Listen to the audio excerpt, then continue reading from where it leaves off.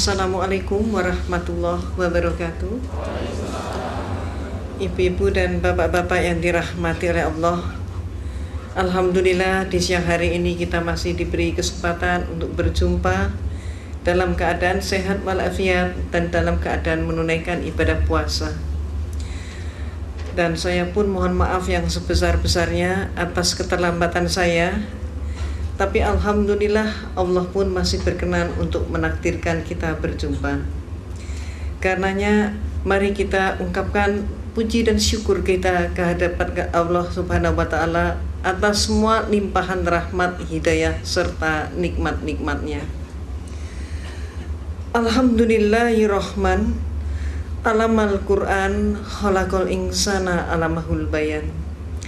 Asyhadu alla ilaha illallahul wahidul qahar, al-azizul ghafar, mukawwirul laili ala nahar. Wa asyhadu anna Muhammadan abduhu wa rasuluh wa habibuhu wa khaliluh. Allahumma sholli ala sayyidil mursalin wa ala alihi wa sahbihi ajmain. Wa man tabi'ahum bi isanin ila yaumidin. Amma ba'd. Qala Allah Ta'ala fi kitabihil karim, a'udzu billahi minasyaitonir rajim. Bismillahirrahmanirrahim. Kuntum khairu ummatin ukhrijat lin-nasi ta'muruna bil ma'rufi wa tanhauna 'anil munkari wa tu'minuna billah al-ayah. Wa qala Rasulullah sallallahu alaihi wasallam, kullu mauludin yuladu 'alal fitrah fa abawahu yuhawidanihi ayunasironihi ayumajisonihi. Ibu-ibu dan bapak-bapak yang dirahmati oleh Allah, saya yang berada di hadapan ibu dan bapak adalah sebagai salah satu contoh mantan kafir. Dan disebut dengan istilah mantan kafir, saya pun mengucapkan alhamdulillah. Karena mantan kafir itu adalah orang yang mendapatkan hidayah Allah. Sangat berbeda kalau disebut mantan santri, mantan ustadz, ataupun mantan kiai. Na'udzubillah. Karena dia bukan mendapatkan hidayah Allah, tapi sebaliknya mendapatkan laknat Allah. Perbedaan antara saya dengan ibu bapak seluruhnya, saya lahir dari keluarga yang beragama Katolik. Sedangkan ibu dan bapak begitu lahir yang didengar adalah suara adzan dan iqamat. Ibu bapak berusia 5-6 tahun sudah masuk dalam untuk mempelajari kitab suci Al-Quran, belajar ngaji. Sedangkan saya ketika umur 6 tahun saya dimasukkan Sunday School, sekolah minggu, yaitu kursus untuk mempelajari agama Kristen ataupun Katolik. Dan saya mendapatkan prioritas, yaitu menikmati Sunday School secara privat yang diberikan oleh seorang Mother Overste. Mother Overste yaitu pimpinan biara. Mengapa demikian? Antara lain dikarenakan ayah ibu saya adalah donatur terbesar gereja. Ketika kemudian saya remaja, saya masuk organisasi di gereja yang namanya Legio Maria. Legio dari kata legiun, Maria maksudnya adalah Siti Maryam binti Imran, ibu daripada Nabi Isa alaihissalam. Visi misi organisasi itu adalah mencari domba tersesat. Siapa yang dimaksudkan domba tersesat? Yang dimaksudkan domba tersesat bukan kambing-kambing yang kita potong saat Idul Adha, tapi yang dimaksudkan domba tersesat adalah siapapun orangnya yang belum Kristen. Jadi seperti seluruh daripada kita yang hadir di masjid ini, itu juga disebut sebagai domba tersesat oleh mereka. Dan inilah yang diprogram untuk dikristenkan oleh mereka. 1 tahun berikutnya saya menjadi salah satu ketua terbesar dengan jumlah anggota terbesar di tanah air kita. Dan setelah itu saya masuk biara menjadi seorang biarawati atau suster. Ibu dan bapak, jujur-jujur saja saya tidak pernah bercita-cita menjadi seorang muslimah. Cita-cita saya menjadi seorang biarawati dan saat itu sudah tercapai. Namun pada saat justru saya sudah mencapai cita-cita saya, disinilah Allah menyelenggarakan kehidupan hambanya. Pada saat saya di biara, dari seluruh mereka yang masuk biara hanya ada 2 orang saja. Satu adalah diri saya yang diberi tugas khusus, yaitu untuk kuliah di biara dan sekaligus kuliah di Institut Filsafat Teologia yang disebut Seminari Agung, pendidikan akhir pastor. Di sanalah saya menekuni comparative religion, termasuk menekuni Islamologi. Tapi Islamologi yang saya terima di sana bukan untuk menyatakan Islam agama yang hak, tapi sebaliknya untuk menyatakan Islam agama yang jelek. Mereka menyatakan, kalau Anda ingin tahu tentang Islam, lihat saja umat Islam di Indonesia. Maka di Indonesia ini orang yang melarat agamanya apa? Islam. Yang bodoh agamanya apa? Islam. Yang kumuh di bantaran sungai agamanya apa? Islam. Yang kehilangan sandal sepatu hari Jumat siapa? Islam. Yang gak mau bersatu, bercerai-berai terus siapa? Islam. Yang jadi teroris siapa? Juga dikatakan Islam. Maka teman-teman saya sepakat dengan kesimpulan bahwa kalau begitu Islam agama yang jelek. Pada saat itulah saya katakan penyimpulan itu belum benar. Islam jangan hanya dilihat di Indonesia, coba kita lihat bagaimana di negara-negara yang lain. Saya kemukakan contoh, coba kita lihat bagaimana di Filipina. Di Filipina ternyata orang yang melarat dan bodoh agama mereka bukan Islam, tapi adalah Kristen dan Katolik. Meksiko adalah negara yang miskin, dan di sana yang jadi maling ayam, pencopet, pencuri, pemabuk, pemerkosa, penjudi dan lain sebagainya tidak ada satupun yang Islam. Semuanya adalah Katolik atau Kristen. Mesir keadaannya berbalik dengan tanah air kita. Kalau di Indonesia kita berbicara tentang pembantu rumah tangga dan dikatakan beragama Islam, majikannya banyak yang non-Islam.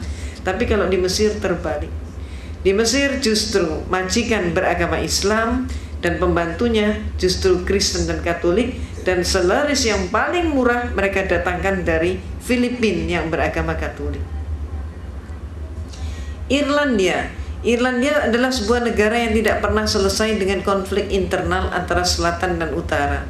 Dan yang konflik itu tidak melibatkan seorang pun yang Islam. Semuanya yang konflik adalah orang Protestan dengan orang Katolik. Mereka itulah yang saling membantai dan saling membunuh.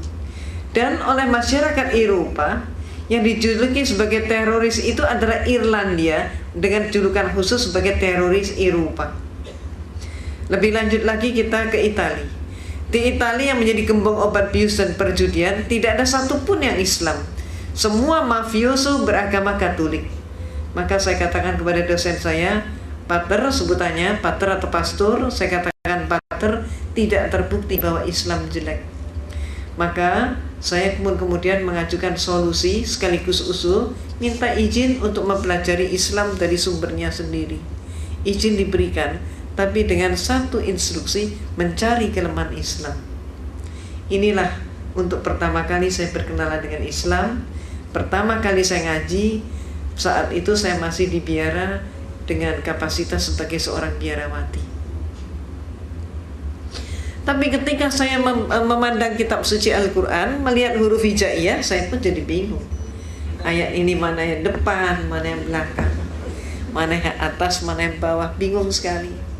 Saya amati bentuk hurufnya, lebih bingung lagi. Hurufnya ini kok panjang-panjang, bulat-bulat seperti cendol. Saya nggak mampu. Maka akibatnya, karena keterbatasan waktu, saya putuskan saya harus ngaji dari terjemah. Ketika pertama kali saya memegang terjemah, apa yang terjadi? Keliru juga. Ayat Allah yang saya pelajari itu bukan dari depan ke belakang, tapi kebalik dari belakang ke depan. Dan akibatnya, yang pertama kali saya pelajari adalah surat Al-Ikhlas. Qul huwallahu ahad, Allahu samad, lam yalid wa lam yulad wa lam yakul lahu kufuwan ahad.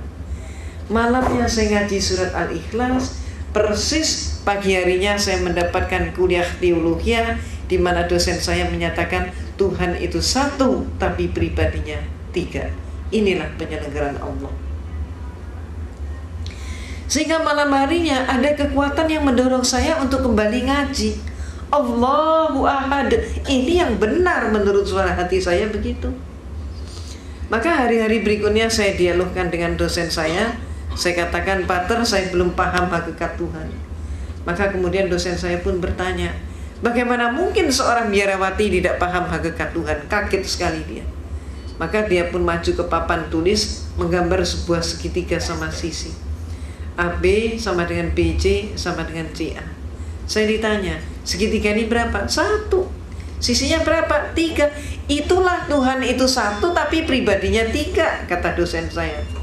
Maka kemudian saya pun mengatakan, kalau demikian Pater, suatu saat nanti kalau dunia sudah semakin maju, ipteknya pun semakin berkembang, Tuhan itu kalau cuma 3 pribadi tidak akan mampu untuk mengurus dunia. Paling setidak-tidaknya harus mendapatkan penambahan menjadi 4 pribadi. Jawab dosen saya, tidak bisa. Saya jawab, bisa saja. Maka saya pun maju ke papan tulis, menggambar segi 4 sama sisi. Kalau dosen saya menyatakan Tuhan itu pribadinya 3 dengan menggambar segitiga, maka saya gambar segi 4 sama sisi, sah-sah saja kalau saya katakan Tuhan itu pribadinya 4. Apa kata dosen saya? Tidak boleh. Kalau tadi tidak bisa, sekarang menjadi tidak boleh. Maka kemudian saya tanya, kenapa? Jawabnya, ini dogma. Dogma adalah hukum atau aturan yang dibuat oleh pemimpin gereja. Maka saya tanya, Pater, kalau saya belum paham dogma itu bagaimana? Dia mengatakan, Anda paham atau tidak, terima saja, telan saja, dan jangan dipertanyakan. Kalau Anda bertanya, kalau Anda ragu, hukumnya dosa. Walaupun saya sudah dijawab seperti itu, tapi malam hari ada keinginan yang demikian kuat untuk kembali mengkaji Al-Quran. Demikian terus-menerus terjadi, sehingga saya pun semakin ingin berdialog dengan dosen saya tentang masalah konsep Tuhan, tentang masalah tauhid, kalau kita menyebutnya demikian. Maka antara lain saya pernah bertanya, Pater, yang buat meja ini siapa? Saya pernah bertanya begitu. Maka kemudian dosen saya nampak dia menangkap ada sesuatu yang lain di balik pertanyaan saya. Dia tidak mau menjawab, bahkan saya disuruh menjawab sendiri. Dan saya pun menjawab. Saya katakan, Pater, kalau menurut saya yang membuat meja ini pasti tukang kayu. Lalu kenapa? Pasti tanya lagi dia. Saya jawab, kalau menurut saya meja ini walaupun dibuatnya setahun yang lalu, sampai 100 tahun kemudian meja ini tetap meja, tidak berubah menjadi tukang kayu, dan tidak ada satu pun meja yang mampu mengubah dirinya menjadi tukang kayu. Tukang kayu tidak boleh dipersamakan dengan meja. Maka dia pun bertanya, apa maksud Anda? Saya katakan, Pater, menurut pengamatan saya, Tuhan itu menciptakan alam semesta dan seluruh isinya termasuk manusia. Maka ada manusia yang dilahirkan setahun yang lalu, sampai 100 tahun kemudian ternyata dia tetap manusia. Bahkan sampai kiamat pun manusia tetap manusia. Tidak ada satu manusia pun yang mampu mengubah dirinya menjadi Tuhan, dan Tuhan tidak boleh dipersamakan dengan manusia. Malamnya saya ngaji lagi, dan hari-hari berikutnya saya dialog lagi, saya diskusi lagi. Saya pernah menyatakan juga, Pater, siapa yang melantik RB? Saya ditertawakan kali ini. Bagaimana mungkin seorang biarawati nggak ngerti siapa yang melantik RW? Maka saya jawab, sebetulnya saya mengerti. Maka kemudian dia baru terhenyak, dia kaget sekali. Apa sih maksud Anda? Dia tanya. Coba menurut Anda siapa? Coba silakan jawab. Bertubi-tubi saya digitukan. Dan kemudian saya katakan, Pater, kalau menurut saya yang melantik RW pasti eselon di atasnya, lurah ataupun kepala desa. Kalau sampai ada RW dilantik oleh RT, maka jelas pelantikan itu tidak sah. Demikian pula ada 100 orang kopral bermusyawarah untuk mengangkat salah satu teman mereka menjadi seorang jenderal. Yang melantik 99 orang kopral melantik seorang jenderal untuk menjadi, melantik seorang temannya kopral juga untuk menjadi seorang jenderal. Walaupun yang melantik 99 orang, tetap saja pelantikan itu tidak sah. Apa maksud Anda? Dia tanya. Maka saya katakan, Pater, menurut pengamatan saya, Tuhan itu menciptakan alam semesta dan seluruh isinya termasuk manusia. Manusia hakikatnya sebagai hamba Tuhan. Maka kalau ada manusia melantik sesamanya manusia menjadi Tuhan, jelas pelantikan itu tidak sah. Malamnya saya ngaji lagi, terus seperti itu. Dan kemudian saya diskusi lagi, sampai pada klimaksnya saya bertanya tentang sejarah gereja. Saya katakan, Pater, menurut semua literatur yang saya pelajari dan kuliah yang saya terima, Yesus yang oleh umat Islam disebut Nabi Isa alaihissalam, ternyata Yesus itu untuk pertama kalinya dilantik menjadi seorang Tuhan. Peristiwa itu baru terjadi pada tahun 325 Masehi. Jadi sebelum tahun 325 Masehi, Yesus belum jadi Tuhan. Yang melantik Yesus jadi Tuhan siapa? Yang melantik Yesus jadi Tuhan adalah seorang raja Romawi, yaitu Konstantin. Pelantikannya terjadi dalam rangka sebuah konsili. Konsili ini bahasa Latin Romawi, artinya adalah konferensi, atau istilah kita yang lain adalah muktamar. Terjadi di kota Nizea, maka disebut konsili Nizea tahun 325 Masehi. Ini untuk pertama kalinya Yesus jadi Tuhan. Jadi sebelum itu dia belum jadi Tuhan. Sayangnya sejarah ini tidak dipahami oleh 98% umat Kristen, walaupun sejarah ini ada di dalam buku-buku mereka. Cuman dengan sengaja pemimpin-pemimpin gereja menutup sejarah tersebut agar supaya umatnya tetap tidak tahu. Kenapa? Kalau sampai umatnya tahu, umatnya akan terguncang sekali kalau mengetahui Yesus diproses dari manusia menjadi Tuhan, dan yang melantik adalah seorang manusia. Maaf, keadaan yang terjadi di tanah air kita, Kristennya sendiri juga nggak ngerti konsep ketuhanan Yesus, tidak tahu sejarahnya. Mereka kemudian menyerang kita umat Islam dengan program kristenisasi dan pemurtadan, sedangkan kita umat Islam juga sayangnya gak tahu sejarah itu. Itu sebabnya apa yang saya informasikan ini termasuk menjadi bekal dakwah kita. Kalau ada serangan, katakanlah yang hak itu hak, yang batil itu batil. Sejarah ini perlu diungkap. Nah, Ibu dan Bapak yang dirahmati oleh Allah, maaf saya berbicaranya terlalu cepat nggak? Nggak apa-apa ya, karena kan berburu dengan, maaf, berburu membuat efisien waktu. Kok malah ditaruh di atas meja?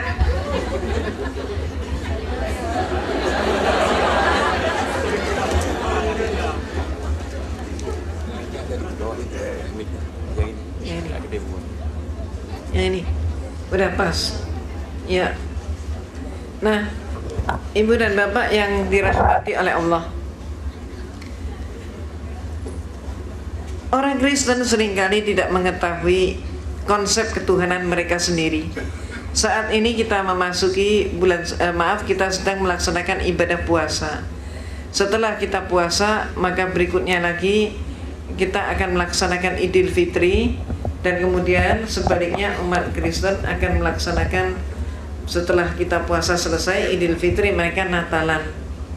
Nah, Natalan ini sekarang disebut oleh mereka, sudah mulai populer, mereka menyebut dengan istilah bukan Natal lagi, tapi istilahnya adalah Maulid Nabi Isa alaihissalam. Itu yang mereka lakukan.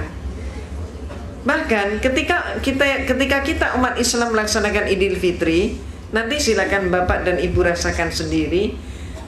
Gereja di seluruh Indonesia sekarang pun sudah memberikan instruksi kepada umatnya untuk mengucapkan selamat Idul Fitri kepada umat Islam.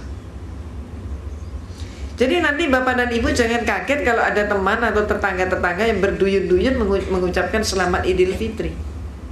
Itu sudah merupakan instruksi gereja. Kenapa gereja memberikan instruksi seperti itu? Nah, ini yang perlu kita pahami.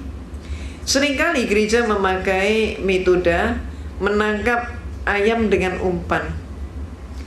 Artinya kalau saya ingin menangkap ayam, saya tidak perlu mengejar ayam. Tidak efektif. Maka kalau saya ingin mendapatkan ayam, cara yang paling tepat adalah saya hanya cukup bermodal segenggam umpan yang tidak ada nilainya. Dan saya cukup duduk menebar umpan. Setelah umpan saya tebar, maka justru ayam dari berbagai penjuru akan berdatangan. Mereka pun akan saling patok antar ayam memperebutkan umpan. Ketika si ayam sedang makan umpan, maka ayam itu saya tangkap, diam saja. Bahkan lehernya pun digorok, si ayam diam saja. Umat Islam saat ini diperlakukan seperti ayam itu. Umpannya apa? Umpannya adalah contoh sembako, pakaian bekas, obat-obatan, beasiswa. Dan yang sekarang marak dilakukan oleh gereja adalah hitanan massal gratis. Gereja menyelenggarakan hitanan massal gratis. Termasuk ini nanti Natal mereka mengganti dengan Maulid Nabi Isa alaihissalam. Mereka mendahului memberikan ucapan selamat Idul Fitri. Itu umpannya, ayamnya yang ingin mereka dapatkan adalah pengingkaran kita umat Islam dari akidah kita karena mengucapkan selamat Natal. Itu yang mereka kehendaki. Ibu dan Bapak yang dirahmati oleh Allah, sekaligus di sini saya menyatakan bahwa fatwa MUI tentang Natal, bahwa Natal itu haram untuk diikuti atau memberi ucapan selamat Natal, itu masih berlaku. Mengapa? Karena umat Islam ketika mengucapkan selamat Natal berarti dia mengucapkan selamat atas lahirnya Tuhan Yesus. Ini bertentangan dengan akidah kita. Kemudian ada dari kelompok Islam jaringan liberal yang mengatakan semua agama sama. Dia mengatakan kami tidak memperingati Yesus sebagai Tuhan, tapi memperingati lahirnya Nabi Isa alaihissalam. Nah, terhadap pendapat yang kedua ini, mereka pendapat kedua ini juga terjerumus. Kenapa? Karena Yesus atau Nabi Isa alaihissalam bagi kita, beliau tidak dilahirkan tanggal 25 Desember. Dan yang lahir pada tanggal 25 Desember adalah justru Dewa Matahari. Jadi siapa yang memperingati Natal berarti juga memperingati lahirnya Dewa Matahari. Ini pun merupakan perbuatan syirik. Ibu dan Bapak yang dirahmati oleh Allah, itulah sebabnya saya bawakan contoh buku yang saya tulis.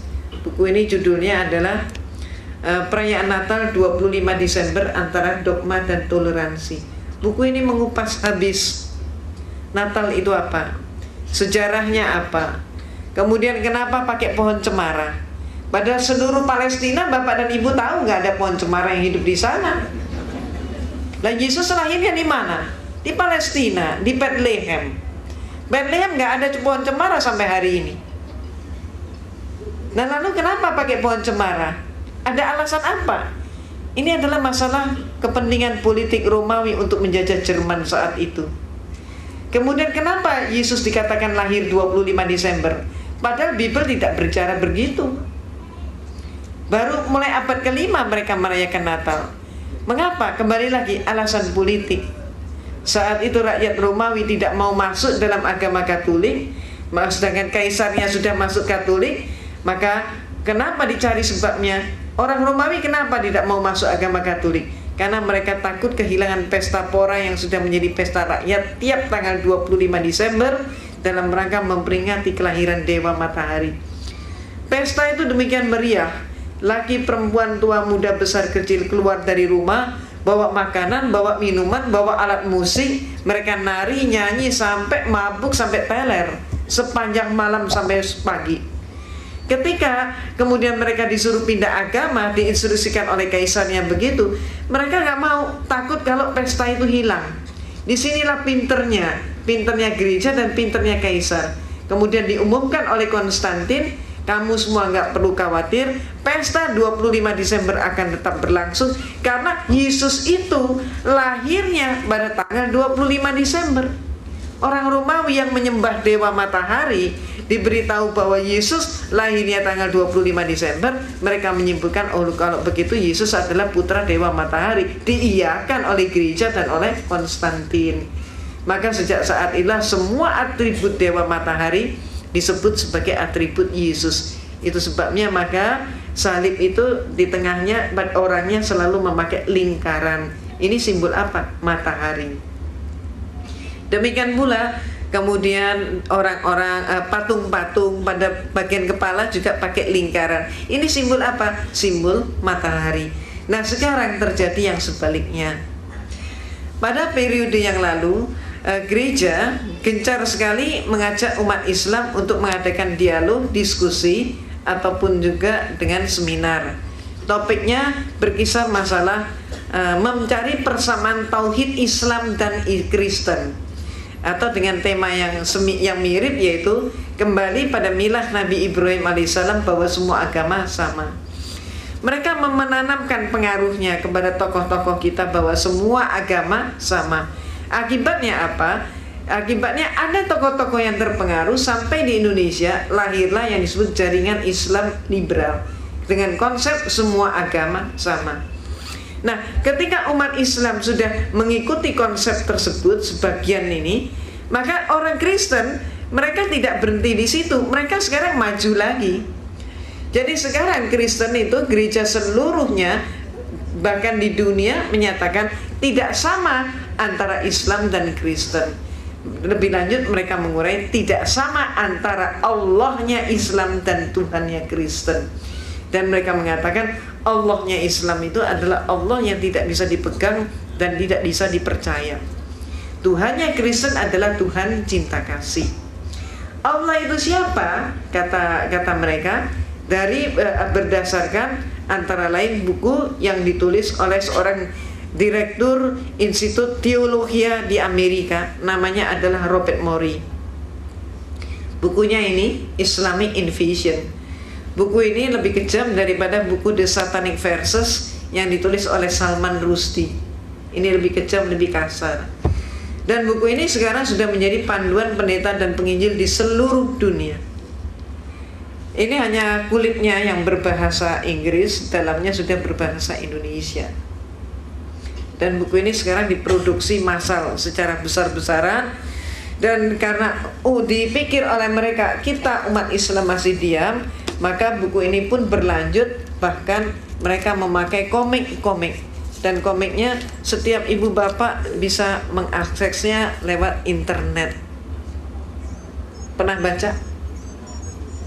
Ada yang pernah baca? Nah, seperti ini. Ini komik yang timbul akibat daripada buku Islamic Invasion karya Robert Morey. Dan yang paling menyakitkan di sini adalah suatu gambar di mana ada orang berpenampilan pakaian Arab, laki-laki sedang sujud menyembah dikelilingi oleh api. Siapa yang dimaksudkan dengan laki-laki yang sujud menyembah dikelilingi api? Yang dimaksudkan menurut ini komik ini adalah Rasulullah SAW menyembah kepada kata mereka Tuhan Yesus. Maka dikatakan Yesus Kristus akan menghakimi setiap orang. Dan pada hari itu juga Muhammad akan sujud menyembah dan berkata, Yesus Kristuslah Tuhan. Ini. Sehingga ini yang perlu kita ketahui. Kemudian Rasulullah SAW pun dihujat di dalam buku ini. Dikatakan Rasulullah itu adalah seorang penderita penyakit epilepsi. Dan Rasulullah menerima penyakit epilepsi itu dari ibunya Siti Aminah. Rasulullah adalah seorang pembual, pembohong, maka Rasulullah pun kemudian berkelainan jiwa. Ketika Rasulullah kejang, kemudian menggigil kedinginan sehingga diselimuti oleh Siti Khadijah radhiyallahu anha, umat Islam meyakini bahwa Rasulullah menerima wahyu. Menurut Robert Morey, padahal tidak demikian. Yang benar, kata Robert Morey, penyakit epilepsinya Muhammad sedang kambuh, dia katakan begitu. Dikatakan lagi Rasulullah dihujat sebagai seorang perampok dan memberikan pengajaran pada umatnya merampok dan menjara. Dan lebih lanjut dikatakan Rasulullah itu mempunyai kelainan seksual. Itu sebabnya Rasulullah itu kawin cerai, istrinya banyak, disebabkan karena kelainan tersebut. Dan di dalam buku ini juga dikutip sederetan nama perempuan pemuas nafsu seksual Rasulullah. Dan lebih lanjut lagi dikatakan Rasulullah itu memperkosa gadis di bawah umur. Lebih lanjut lagi dikatakan agama Islam adalah agama biadab dan agama yang barbar. Dan umat Islam adalah umat biadab dan barbar. Ini adalah isi buku daripada Islamic Invasion karya Robert Morey. Buku ini menyebabkan saya merasa berkewajiban untuk menjawab. Sebab buku ini kalau tidak dihentikan akan memakan korban yang cukup banyak. Umat Islam yang tidak paham tentang Islam akan dimurtadkan, dan juga akan terjadi kesalahpahaman yang jauh lebih dalam. Itu sebabnya maka saya menulis sebuah buku yang berjudul Islam Dihujat. Ini untuk menjawab bukunya Robert Morey dengan judul tadi, dan buku ini usianya baru meluncur 10 hari. Ini sangat manfaat, dan memang buku ini sangat ditunggu-tunggu oleh MUI maupun juga Departemen Agama dan seluruh tokoh-tokoh kita. Buku ini insya Allah akan sangat bermanfaat. Banyak sekali tuduhan Robert Morey yang kita umat Islam tidak pernah berpikir bahwa akan ada tuduhan seperti itu. Contohnya termasuk antara lain, Robert Morey menyatakan Rasulullah SAW ketika akan meninggal panas atau demam tinggi. Nah, kemudian Robert Morey dengan liciknya dia memberikan berbagai argumentasi yang menyatakan saat itu sebetulnya demamnya Rasulullah itu disebabkan Rasulullah diracun oleh orang perempuan. Jadi meninggalnya Rasulullah itu karena diracun perempuan. Ini mereka ingin membuat persamaan bahwa Yesus mati dibunuh versi mereka. Di sini mereka juga ingin membuat sama bahwa Rasulullah pun dibunuh oleh perempuan. Kalau Yesus matinya dibunuh terhormat, pikir mereka. Kalau Rasulullah matinya adalah tercela karena dibunuh perempuan. Jadi akal-akal mereka yang sangat picik dan sangat licik. Buku ini andai kata di antara bapak dan ibu ada yang menginginkan, karena demikian banyak yang pesan, ini bisa didapatkan di Kerinci 10 nomor 3 Majestic, depannya Masjid Al Ihsan, barangkali secara kolektif saja. Demikian pula untuk mengupas atau menguak tentang Natal tadi yang sangat menyesatkan kita umat Islam, terutama dari golongan muda, maka saya juga mengarang buku yang berjudul Perayaan Natal 25 Desember Antara Dogma dan Toleransi. Buku ini sangat manfaat, dan alhamdulillah kebesaran Allah, keagungan Allah semata, buku ini alhamdulillah sudah cukup banyak menghantar orang Kristen menjadi Islam. Mereka setelah baca buku ini mereka menjadi sangat ragu, terguncang. Maka kemudian bertanya-tanya agama yang hak itu yang mana. Akhirnya mereka pun mengucapkan 2 kalimat syahadat. Saya sangat menganjurkan ibu dan bapak buku ini ganti cetaknya hanya 7.500. Jadi berdakwah hanya dengan modal 7.500 rupiah. Jadi insya Allah sesekali barangkali jatahnya bakso di luar Ramadan digantikan dengan ini. Ini akan sangat manfaat. Silakan juga dihadiahkan kepada mereka-mereka yang sangat membutuhkan. Ini merupakan cara dakwah kita. Ibu dan bapak yang dirahmati oleh Allah, pemurtadan dan kristenisasi di Indonesia berjalan dengan sangat marak.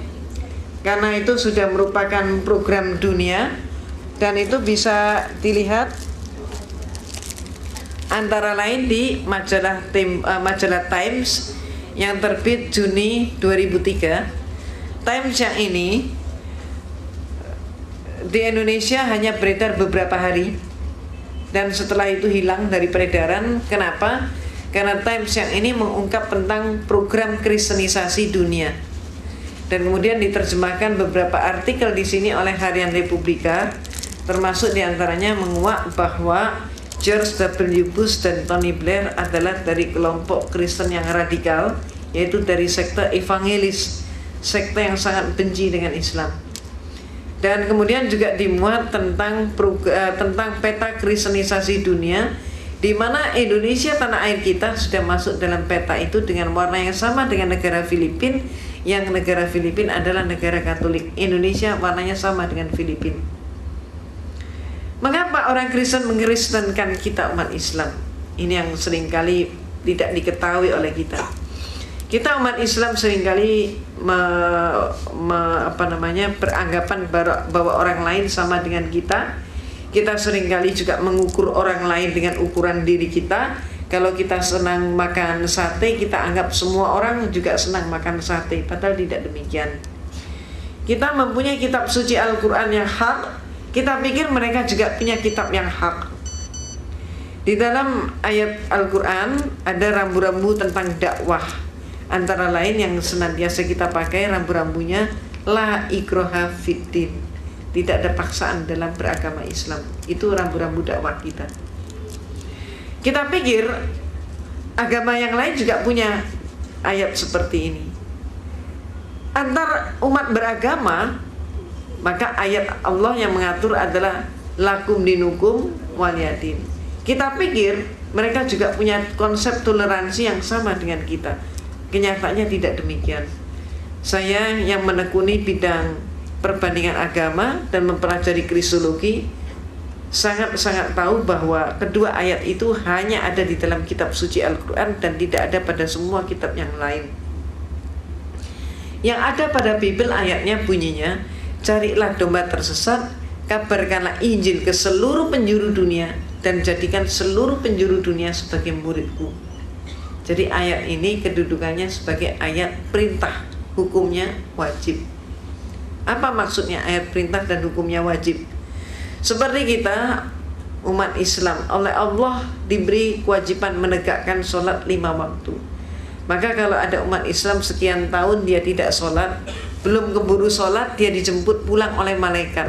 Dia masuk mana? Masuk surga atau masuk neraka?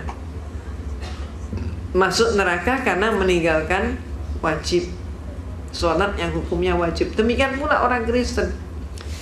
Apabila seumur-umurnya dia tidak mampu menghasilkan domba tersesat, maka kalau mati dia pun masuk neraka.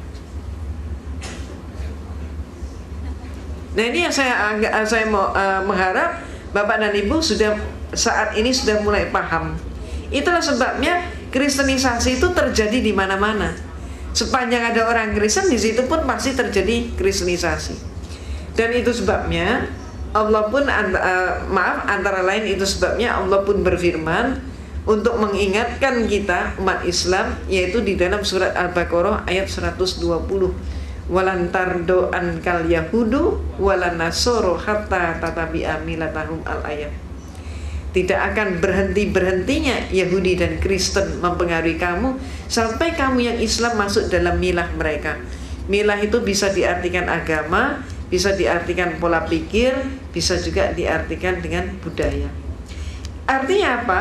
Ayat Allah ini memberikan peringatan pada kita bahwa orang Kristen itu sampai kapanpun akan berjuang untuk memurtadkan kita umat Islam dengan berbagai macam cara.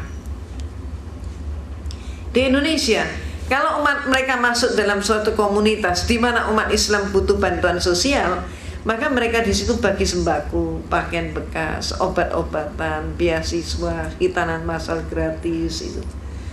Tapi kalau mereka masuk dalam suatu komunitas di mana umat Islamnya tidak butuh bantuan sosial, maka mereka mengatakan biar saja KTP-nya tetap Islam, biar saja identitasnya tetap Islam, yang penting pikirannya diubah sama menjadi pikiran Yahudi atau Kristen, minimal sekuler, minimal mengatakan semua agama sama. Contohnya begitu. Kalau mereka kemudian mengerjakan tentang pengubahan pola pikir, itu pun bisa kita lihat dari peristiwa Sistignas kemarin. Ada apanya dengan Sistignas kemarin? Mengapa Kristen menolak Sistignas? Ini terungkap dari sebuah majalah yang antara lain yang terbit di Amerika, majalah Fortune, Juli 2001. Jadi Juli 2001 yang lalu majalah Fortune sudah mengingatkan kita umat Islam. Cover depan majalah itu adalah James Riyadi. Titelnya James Riyadi The Most Dangerous Man to Muslim. Apa bahayanya James? Menurut Fortune, James telah mendeklarasikan diri menjadi seorang penginjil. Tugasnya menginjili bangsa Indonesia yang mayoritas Islam. Caranya mendirikan 1000 buah sekolah, yang mana sekolah-sekolah itu rencananya digratiskan.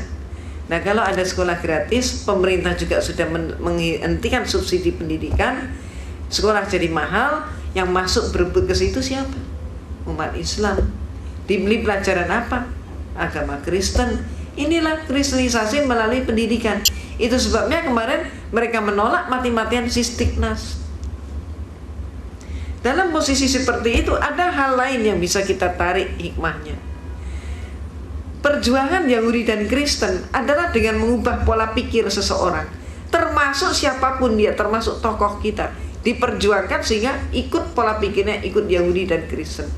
Peristiwa Sistiknas kemarin membuktikan kepada kita ada seorang tokoh yang juga mengganjal Sistiknas, ikut dengan pola pikir mereka dengan menyatakan urusan moralitas bukan merupakan urusan negara. Akibatnya apa? Pendidikan agama pun sekarang 1 minggu hanya 2 jam saja. Ibu dan bapak yang dirahmati oleh Allah, budaya bisa kita lihat contohnya. Tapi mohon maaf, sebelum saya menyampaikan lebih lanjut, saya ada yang lupa, tolong saya diingatkan. Mau kan ngingetin saya, Pak? Ibu-ibu jangan juga mau kan? Itu Valentine Day itu tanggal berapa? Ya, 14 Februari. Kalau hari Natal tanggal berapa? 25 Desember. 1 Muharram kemarin tanggal berapa?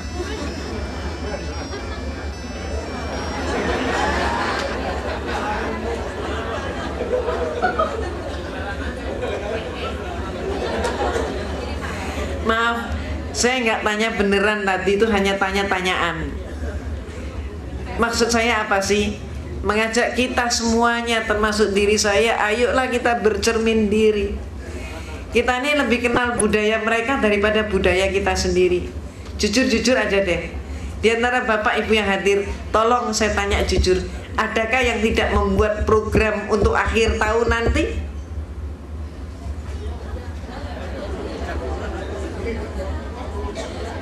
Saya tanya deh.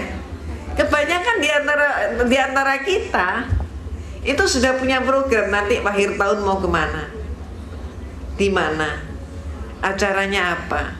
Itulah kita. Tapi coba kita introspeksi semua, termasuk diri saya. Ketika malam 1 Muharram kita berbuat apa? Gak buat apa-apa. Persis 1 Muharram pun kalau kalender gak ada, kita juga lupa. Itulah, maaf, kondisi kita. Dan kondisi ini sudah diketahui oleh orang Kristen. Contoh lagi, 1 tahun yang lalu kalau saya bertanya kepada ibu-ibu majelis taklim, ibu pernah tahu biarawati, suster? Ada yang bilang belum, 1 tahun yang lalu. Tapi masuk tahun 2003, seluruh tanah air kita kalau saya tanya, ibu pernah lihat biarawati? Tahu? Tahu. Dari mana? Film. Apa namanya? Dulce Maria. Semua. Itu film Dulce Maria, itu film propaganda gereja Katolik, tapi pemirsanya justru kebanyakan umat Islam. Sukses dia. Coba ibu-ibu ya, nanti buktikan, bapak-bapak silakan buktikan. Pulang dari kantor nanti sore, tanya deh kepada anak tetangga. Anak kecil tuh ditanyain. Silakan tanya begini, kamu ingat Dulce? Ingat. Ingat Shinchan. Shinchan itu ingat. Kemudian ubah pertanyaan, kamu ingat Hasan dan Husin? Siapa? Maaf, itu anaknya orang Islam 7 turunan itu. Hasan Husin nggak kenal. Begitu juga ibu-ibu yang nggak pernah ikut majelis taklim, tetangga ibu, bapak, silakan ditanya. Ibu ingat Sisilia? Ingat. Betty Rafia? Ingat. Cassandra? Apalagi Cassandra nangis, saya ikut nangis kok. Maria Mercedes? Oh, kenal. Silakan ganti pertanyaan. Siti Fatimah radhiyallahu anha? Jawabnya hanya 1 kalimat pendek, putri Rasulullah, titik. Nggak kenal lagi. Padahal sekali lagi 7 turunan Islam. Inilah kondisi kita. Sekali lagi, kondisi ini sudah diketahui oleh orang-orang Kristen. Contohnya, ada seorang pendeta Kristen Betani, pemimpin gereja Betani, namanya Dr. Suradi. Dia praktek di Jalan Proklamasi tiap sore, prakteknya praktek gratis. Pasien yang datang dipersilakan makan minum dulu sampai puas, kemudian diperiksa, nggak dikasih resep, langsung kasih obat. Pulang seringkali masih diberi transport. Dia dalam berbagai seminarnya mengatakan, jangan takut-takut mengkristenkan umat Islam, karena umat Islam yang paham Al-Quran jumlah mereka tidak lebih dari cuma 2%. Maaf, tidak lebih dari cuma 10%. Ingin saya tanya pada Bapak Ibu, kira-kira benar nggak yang paham Al-Quran tidak lebih dari 10%? Prihatin kan? Ini saya bawa kaset, berkenankah Bapak Ibu saya perdengarkan 1 menit? Boleh? 1 menit setengah? Oh, boleh. Baik. Kaset ini, jangan nantang maghrib dong. Kaset ini, mari kita tebak. Dalam kehidupan kita ada 3 buah macam bacaan. Bacaan pertama, kitab suci Al-Quran. Bacaan kedua, puji-pujian. Bacaan ketiga, bacaan yang lain. Dari akhwat sudah pernah dengar belum? Yang dengar, sekarang kita saksikan mereka yang belum tahu jawabnya apa. Kita saksikan bersama.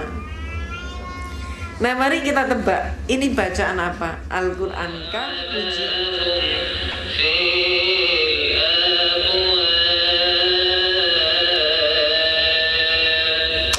Kira-kira apa?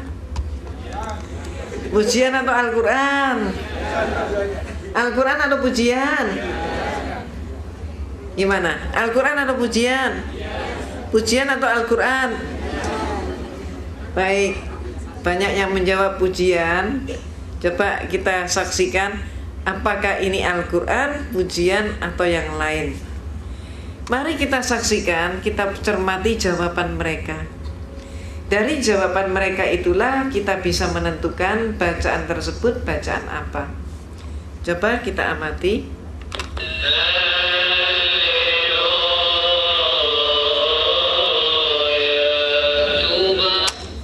Apa jawabnya? Haleluya. Coba sekali lagi.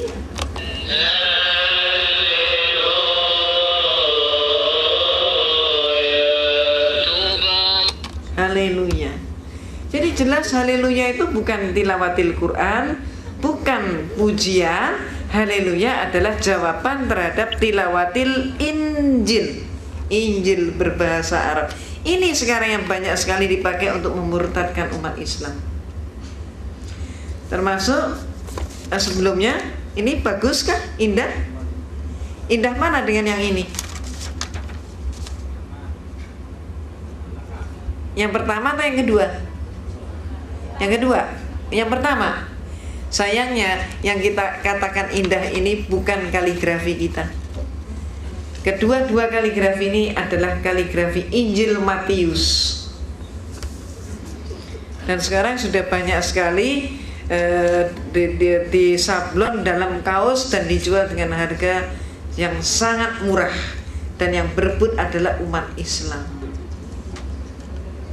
Di Jalan Proklamasi, Bapak dan Ibu, sejak 1 bulan yang lalu, siapa yang lewat di Jalan Proklamasi, itu di traffic light di Proklamasi, itu ada laki-laki pakai baju koko, pakai kopiah putih, berjualan salib dan gambar-gambar Yesus. Ketika kemudian mereka ditanya, agamamu apa, begitu, kemudian mereka jawab, saya Islam. Loh, kalau kamu Islam, ngapain kamu kok dagangan seperti ini? Apa jawabnya? Semua mereka jawabnya sama, seperti sudah diatur jawabnya. Semua mereka menyatakan, daripada saya lapar atau daripada saya mencuri, itu jawabnya.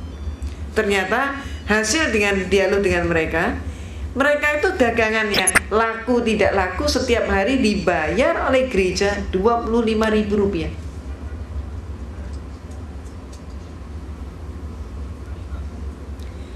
Kemudian silakan Bapak Ibu cermati, didengarkan anak-anak ngamen di bus itu. Lagunya lagu apa? Banyak yang sudah pakai lagu gereja. Dan anak-anak jalanan yang ada di kota-kota besar tanah air kita, Jakarta, Bandung, Semarang, Surabaya, jangan disangka mereka itu masih Islam. Kebalik, justru anak-anak jalanan itu 75% Kristen. Jakarta Utara, siapa di antara bapak dan ibu yang domisilinya di Jakarta Utara? Ada. Itu di Priok. Di Priok itu gereja gencar sekali. Setiap malam gereja di Priok itu membawa masuk gelandangan ke gereja. Sampai timbul calo gelandangan. Satu orang gelandangan yang berhasil dibawa masuk ke gereja, maka pendeta memberikan upah kepada calo itu Rp30.000. Itu yang mereka lakukan.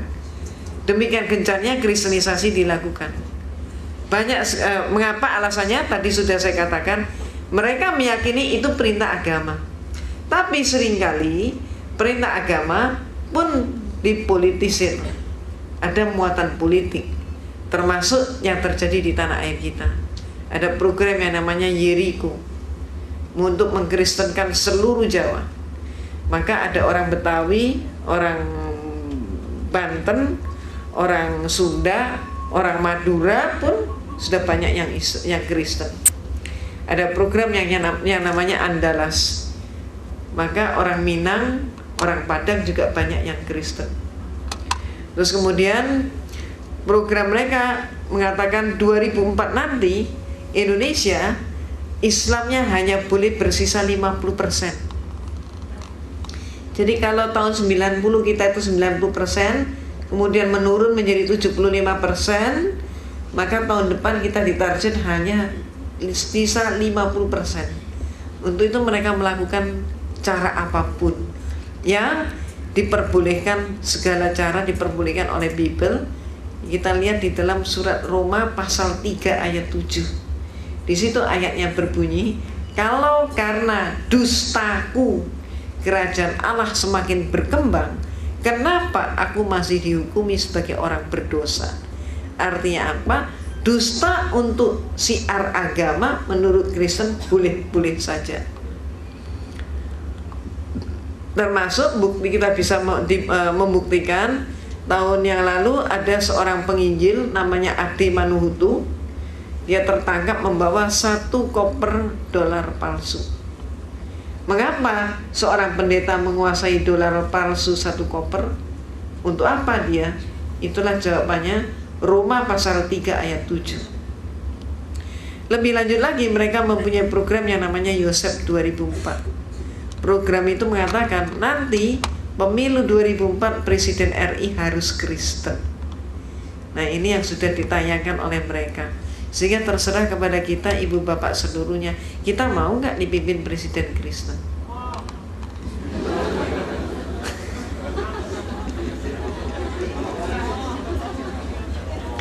Permasalahannya kalau nggak mau, kita sudah berbuat apa?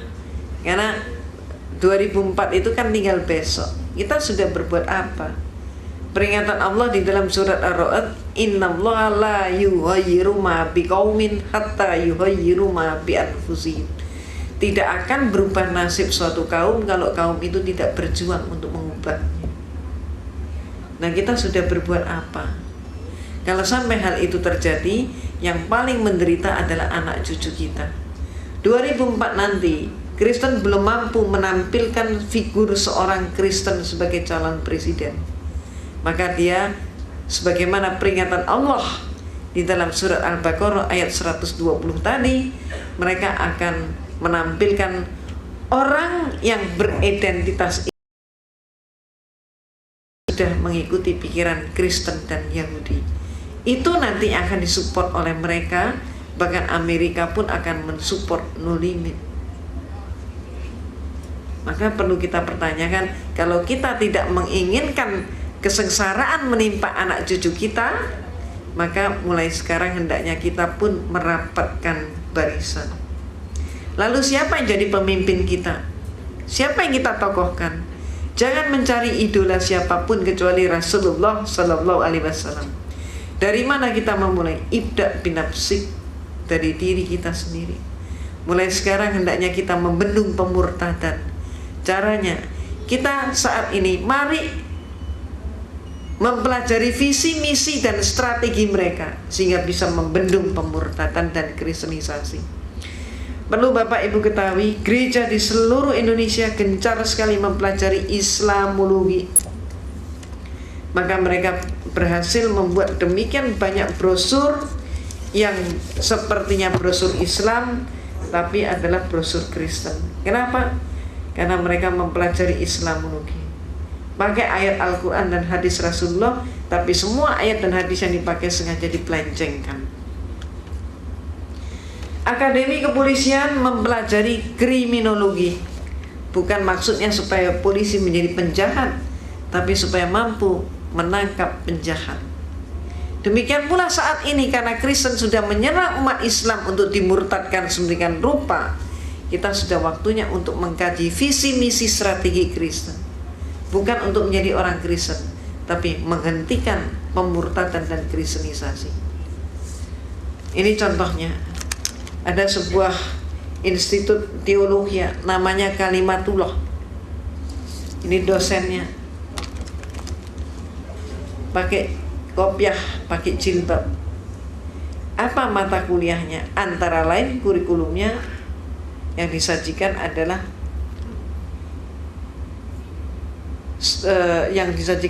Islamologi sejumlah 18 SKS. Ada sekolah tinggi yang lain namanya Apostolos menyajikan Islamologi 36 SKS. Perlu kita introspeksi, kita sudah belajar Islamologi berapa SKS? Itu contohnya. Strategi kedua, mari kita rapatkan barisan dan kita sepakati, kita tengok kiri kanan kita. Jangan sampai kiri kanan kita ada orang lapar, ada orang telanjang, ada orang yang nggak mampu sekolah, atau ada orang sakit. Kalau 4 unsur itu masih ada, Kristen masuk. Itu sebabnya mari kita tanggulangi, mari kita tingkatkan kepekaan kita sebagaimana pesan bulan suci Ramadan. Insya Allah demikian dahulu Ibu dan Bapak yang dapat saya berikan pada kesempatan siang hari ini. Maaf tidak sampai tuntas, dan sekali lagi juga maaf atas keterlambatan saya. Tapi setidak-tidaknya marilah kita menjadi waspada, dan marilah kita mengamankan anak cucu dan turunan kita. Insya Allah demikian dahulu.